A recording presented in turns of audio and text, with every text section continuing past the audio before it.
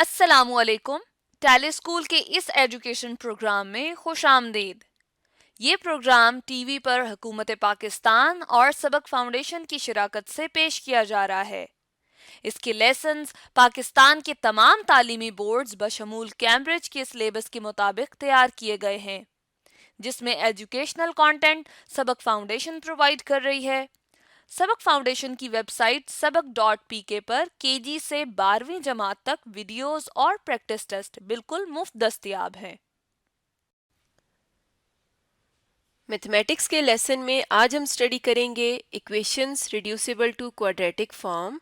ये federal board, Punjab, KPK और बलूचिस्तान में क्लास 10th के चैप्टर 1 क्वाड्रेटिक इक्वेशंस का टॉपिक है। इस लेसन के बाद आप अलजेब्राइक इक्वेशंस और रेडिकल इक्वेशंस को क्वाड्रेटिक इक्वेशन में रिड्यूस करके सॉल्व कर सकेंगे। आज के लेसन और इससे मुंसलिक तमाम वीडियो लेक्चर्स को घर बैठ के देखने के लिए आप सबक.pk की वेबसाइट पे जा सकते हैं और वहां फ्री वीडियो लेक्चर्स के साथ साथ प्रैक्टिस टेस्ट भी मौजूद हैं, जिन्हें देखकर आप अपने कॉन्सेप्ट्स को पुख्ता कर सकते हैं और इम्तिहानात में ट्यूशन लिए बगैर शानदार नंबर हासिल कर सकते हैं। ये सब कुछ सबक.pk की वेबसाइट पर बिल्कुल मुफ्त दस्तयाब है। अगर हमारे पास एक ऐसी इक्वेशन हो जिसमें के टू टर्म्स हों और फर्स्ट टर्म जो है वो प्रोडक्ट ऑफ 4 फैक्टर्स हों, यानी यहाँ पे जैसे हम देख रहे हैं कि फैक्टराइज हो चुकी हुई है फर्स्ट टर्म, जबकि प्लस एक कांस्टेंट टर्म है और इक्वल टू 0, तो इस टाइप की अगर इक्वेशन आ जाए तो कैसे सोल्यूशन फाइंड करते हैं, इसको समझ लेते हैं। देखें, इसके लिए सबसे पहले हम इसको इसकी स्टैंडर्ड फॉर्म में लेके आएंगे और इसमें एक टेक्निक है जो कि मैं आपको बताना चाहूँगा, वो ये कि जो लीनियर हमारे पास एक्सप्रेशंस हैं, अगर आप इनमें कांस्टेंट देखें, जैसे हम देख रहे हैं फर्स्ट फैक्टर में x-1 है, और इसी तरीके से अगर मैं यहाँ पर x-2 को लिखता हूँ, आप देखें इन दोनों कांस्टेंट्स का अगर सम किया जाए तो -3 बनता है। और इसी तरीके से अगर आप x-8 और x+5 अगर इन दोनों के कांस्टेंट्स को भी ऐड करते हैं तो आप देखेंगे कि ये -3 बनता है। यानी इससे हमें क्या फ़ायदा होगा जी? इससे हमें फ़ायदा होगा कि अगर मैं इन दो प्रोडक्ट्स को यानी फर्स्ट टू को आपस में मल्टीप्लाई कर लेता हूँ और इन लास्ट टू को आपस में मल्टीप्लाई, तो इन दो एक्सप्रेशंस हैं इनमें एक आपस में एक रिलेशन बन सकता है इस तरह से कि यहाँ पर ये आप देख सकते हैं जी x² आएगा, -2x आएगा, -x आएगा और +2 आ जाएगा। और इसी तरह से अगर मैं इन दोनों का प्रोडक्ट लेता हूँ तो यहाँ पर मेरे पास x² आएगा, +5x आ जाएगा, -8x आ जाएगा और -8 5 40 आ जाएगा और +360 आ जाएगा इक्वल टू 0। अब आप देखेंगे इसमें अगर हम इसे सिंप्लीफाई करते हैं तो ये हमारे पास बन जाता है जी x² -3x +2, जबकि यहाँ पे अगर आप देखें तो ये हमारे पास बनता है x² -3x -40 और +360 इक्वल टू आ रहा है जी किसके? 0 के। चलें जी, अब आप देखें कि अब हमें अगर मैं इनको अब इस तरह से कर लूँ कि यहाँ पर जो फर्स्ट टू टर्म्स हैं और ये भी फर्स्ट टू टर्म्स आप देखें कि एक जैसी हैं, तो अगर इन्हें हम सपोज कर लें कि ये हमारे पास कोई एक और वेरिएबल y है, यानी x² -3x जो है किसके इक्वल है जी? y का। तो यही इक्वेशन जो हमारी वो कुछ इस तरह से बन जाएगी जी कि y +2 इंटू y -40, ठीक, और +360 आ जाएगा इक्वल टू 0 के। और अब अगर हम इस तरह से इनको मज़ीद सिंप्लीफाई करते हैं तो हमारे पास जी इनका प्रोडक्ट क्या बनेगा जी? y से मल्टीप्लाई होकर y² -40y +2y और -80 +360 इक्वल टू 0। और इसको हम मज़ीद इस तरह से लिख सकते हैं जी y² -38y, यानी लाइक टर्म्स में ऐड कर रहा हूँ जी, यहाँ पे +280 आ जाएगा इक्वल टू 0। अब मिड टर्म ब्रेक करने का जो रूल है आपको मैं कई दफ़ा बता चुका हूँ, ये हम जानते हैं कि यहाँ पर इसको ब्रेक किया जाएगा। जैसे 28y -28y -10y, इनको ऐड करने से -38y बनता है और इनको मल्टीप्लाई करने से 280y² बनता है। और अब हम फर्स्ट टू टर्म्स को अगर देखें तो यहाँ से हम क्या कॉमन ले सकते हैं जी? y यहाँ पे हमारे पास y फर्स्ट टर्म में मल्टीपल रहेगा, जबकि यहाँ पे 28 नेगेटिव साइन के साथ। इसी तरह यहाँ से अगर हम देखें तो नेगेटिव 10 कॉमन लेंगे। यहाँ पे भी रीज़न है कि हमें अगेन y माइनस 28 ही चाहिए फैक्टर के तौर पर, मल्टीपल के तौर पर। और अगर अब हम यहाँ से y माइनस 28 कॉमन लेते हैं तो अब हमारे पास फर्स्ट टर्म में y, जबकि सेकंड टर्म में माइनस 10 बच जाता है, जो कि इक्वल टू 0 आ जाएगा। और अब हम अलग अलग करेंगे जी, y माइनस 28 को इक्वल टू 0 लिखेंगे और यहाँ से हम y माइनस 10 को इक्वल टू 0 लिखेंगे। अब देखें, यह शुरू में जिस वक्त हमने स्टार्ट लिया था, यहाँ से भी आप देख सकते हैं जी, हमने सपोज किया था y किसके इक्वल है जी, एक्स स्क्वायर माइनस 3x के। तो y की ये वैल्यू मैं यहाँ पर लिख रहा हूँ जी, एक्स स्क्वायर माइनस 3x, ठीक है, और माइनस 28 जो कि कांस्टेंट है, ये एज इट इज़ रहा, इक्वल टू 0। और जो सेकंड हमारे पास फॉर्म बन रही, फिर अगेन y की वैल्यू क्या जी, एक्स स्क्वायर माइनस 3x और माइनस 10 इक्वल टू 0। अब आप इसको अगर सिंप्लीफाई करते हैं तो हमारे पास जो इक्वेशन है, इसकी मिड टर्म ब्रेक करेंगे जी। मिड टर्म ब्रेक क्या बनेगी, 7x माइनस का plus 4x minus 28 equal to 0। यानी यहाँ पर अगर हम फर्स्ट टर्म में से x कॉमन लेते हैं तो x माइनस 7 आ जाएगा, फिर अगर हम 4 कॉमन लेते हैं तो x माइनस 7 आ जाएगा इक्वल टू 0। यहाँ से हम x माइनस 7 कॉमन ले लें तो ये आपके पास x फर्स्ट टर्म में और प्लस 4 जो है वो सेकंड टर्म में बच जाएगा। और यहाँ से अगर हम x माइनस 7 को इक्वल टू 0 लिखते हैं और x प्लस 4 को इक्वल टू 0 लिखते हैं तो यहाँ से आप x की वैल्यू देख सकते हैं जी, 7 आ जाएगी। चलें, इसके लिए कलर में चेंज कर रहा हूँ, x की वैल्यू आ जाएगी जी 7, ब्लॉक में लिखा। और इसी तरह से सेकंड वैल्यू जो आ रही है x की, वो माइनस 4 हो जाएगी। ये जी हमारे पास x की दो वैल्यूज़ हैं, और इसके अलावा भी हमारे पास आ रही हैं जी x की दो वैल्यूज़, उनको भी सॉल्व करते हैं।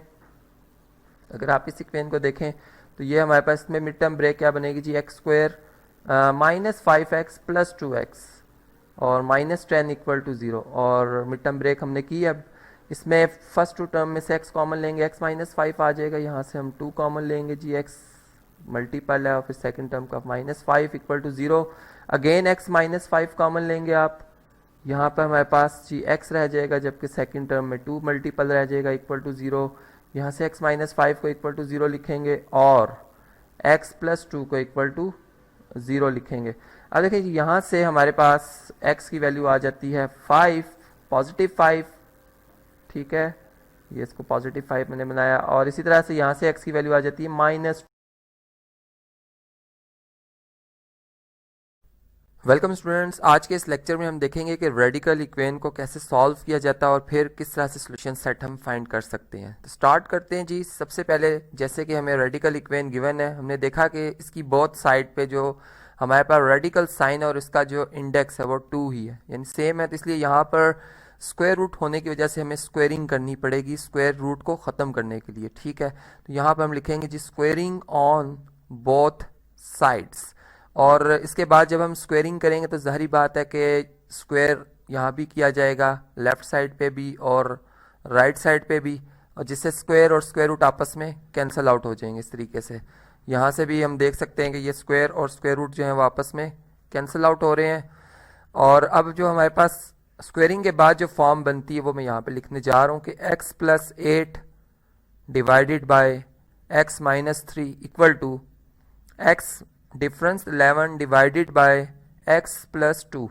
अब देखें जी, इस इक्वेशन को हमने जो है सिंप्लीफाइड फॉर्म में कन्वर्ट करना है, एक linear equation in one variable की शेप में लाना है। तो इसके लिए क्या करना होगा, डिनोमिनेटर्स जो कि राइट साइड पर है इसको शिफ्ट किया जाएगा, इसके मल्टीप्लिकेटिव यानी इन्वर्स से मल्टीप्लाई किया जाएगा जी बोथ साइड पर, तो जिससे हमारे पास लेफ्ट साइड जो है वो कुछ इस शेप की आ जाएगी कि x plus 2 into x plus 8। जबकि बिल्कुल यही वर्क हम किया ये करेंगे जी इस तरह से कि जो हमारे पास डिनोमिनेटर है लेफ्ट साइड का x डिफरेंस 3, इसको इसके जो मल्टीप्लिकेटिव इन्वर्स है इससे बोथ साइड पर मल्टीप्लाई किया जाएगा। तो इस तरीके से ये हमारे पास इक्वेशन जो है इसकी ये शेप बन रही है। और अगर अब हम इन्हें मल्टीप्लाई करते हैं डिस्ट्रीब्यूटिव प्रॉपर्टी के हवाले से, x को अगर मल्टीप्लाई किया जाएगा x प्लस 8 से, और इसी तरीके से अगर हम 2 को भी x प्लस 8 से मल्टीप्लाई करते हैं तो यहाँ पे आप देख सकते हैं कि x फर्स्ट टर्म थी जो कि इन दोनों से मल्टीप्लाई हुई, और सेम यही वर्क हमने 2 जो कि इन दोनों टर्म से मल्टीप्लाई हो रहा है।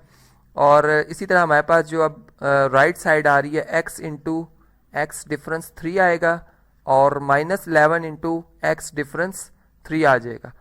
अब देखें जी यहाँ पर अगर हम इन्हें मल्टीप्लाई करते हैं x into x x square plus x into 8 आ जाएगा। सेम इसी तरह यहाँ पर 2 इंटू एक्स 2x और 2 इंटू 16 आ जाएगा। यहाँ पे अगर हम देखें तो ये हमारे पास बनता है जी x into x x square x into 3 negative sign के साथ 3x आएगा। इसी तरह से 11 इंटू एक्स नेगेटिव 11x आ जाएगा और 11 इंटू 3 विद नेगेटिव साइन, तो ये पॉजिटिव 11 3 33 आ जाएगा।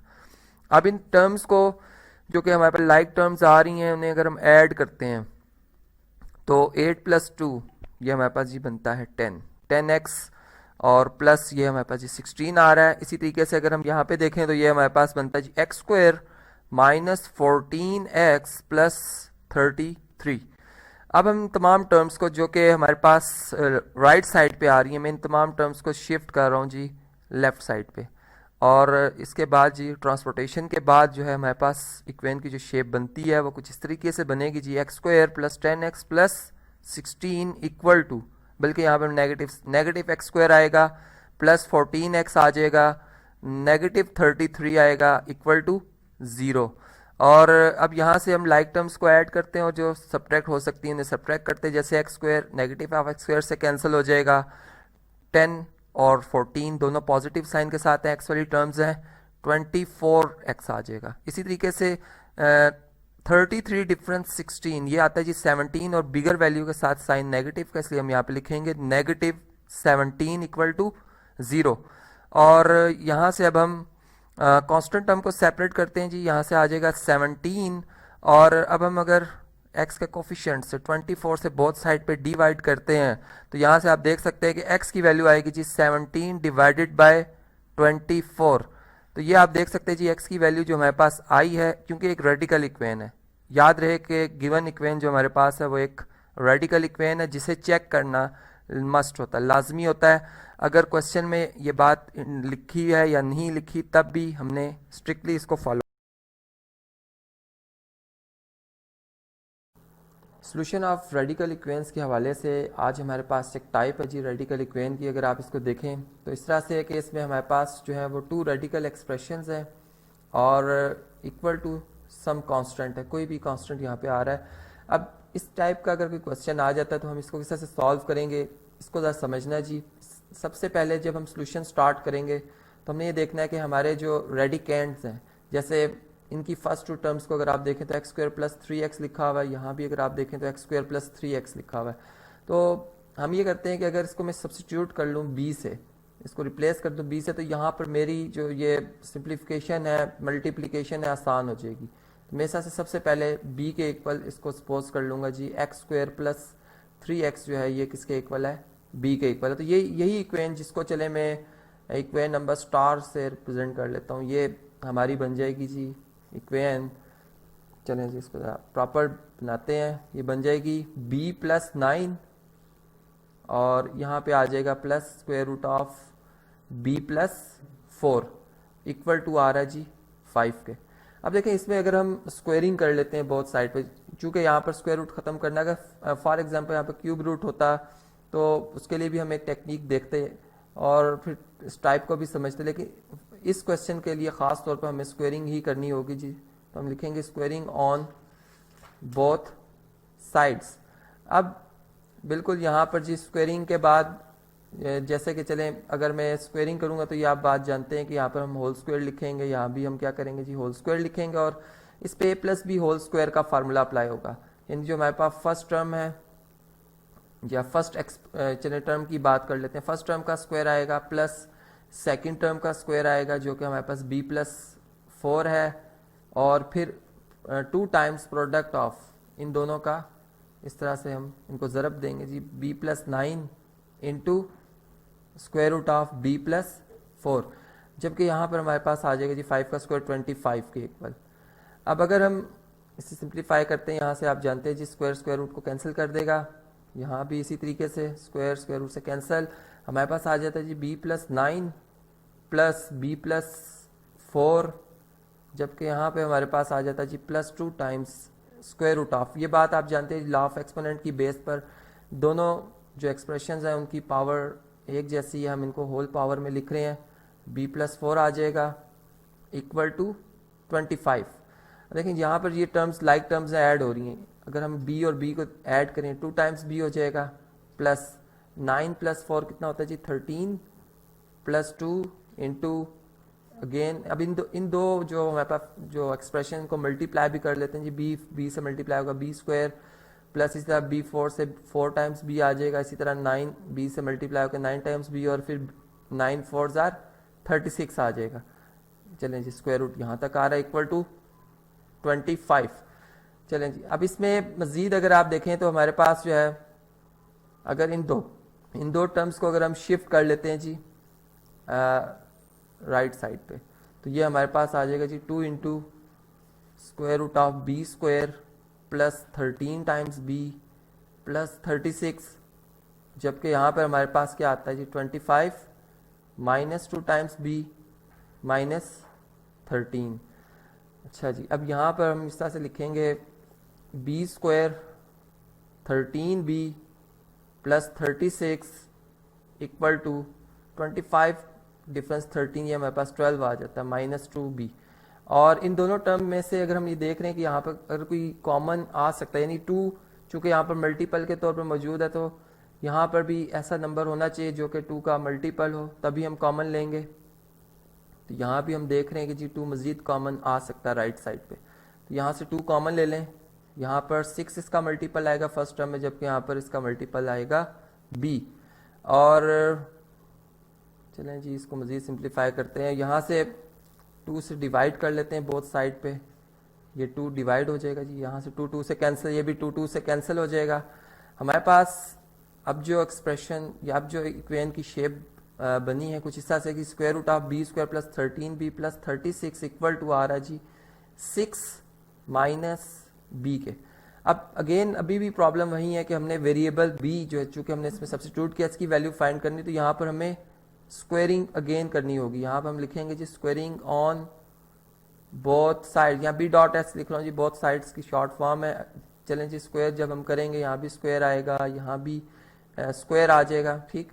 और अब ये बात हम जानते हैं जी स्क्वायर रूट को कैंसिल कर देगा, तो हमारे पास जो शेप बनेगी इसके बाद कुछ इक्वेशन को इस तरह से होगी जी b² plus 13b plus 36 equal to आ जाएगा, यहाँ पर a difference b whole square का फार्मूला अप्लाई होगा, जो कि 6 का स्क्वायर आ जाएगा कितना जी 36 प्लस b² और -2ab यानी -2 इंटू 6 -12 इंटू b, यानी ये बन जाएगा हमारे पास 12b नेगेटिव साइन के साथ। और अब हम इस तरह से देख रहे हैं कि जी हमारे पास जो 36 अगर मैं बोथ साइड पे जो है वो 36 का एडिटिव इनवर्स जो कि -36 और इस तरह b² का जो कि नेगेटिव b है, b² अगर बोथ साइड पे मैं ऐड कर लेता हूँ तो यहाँ से आप देख सकते हैं कि ये जो है b² से कैंसिल हो रहा है 36 से, इसी तरह यहाँ भी b² से, तो मेरे पास जो शेप बच जाती है जी इक्वेशन की वो कुछ इस तरह से होगी कि 13b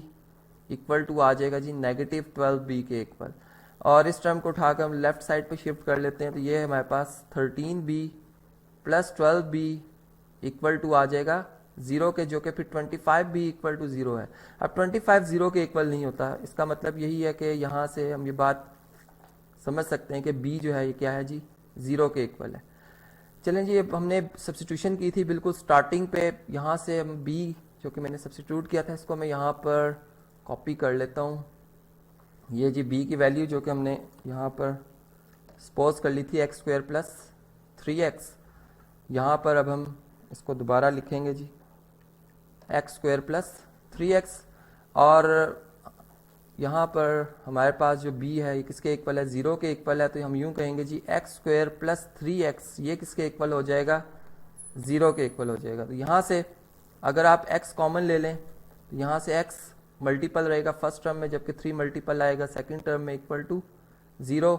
और फिर हम यहाँ पर इस तरह से जैसे आप जानते ही हैं फैक्टर रूल में कि हम जब दो नंबर्स का प्रोडक्ट 0 के इक्वल लिखते हैं तो चांस होता है कि कोई भी एक नंबर 0 के इक्वल होगा, तभी प्रोडक्ट 0। तो यहाँ से x 0 के इक्वल आ रहा है, जबकि यहाँ से अगर आप देखें तो x जो है वो नेगेटिव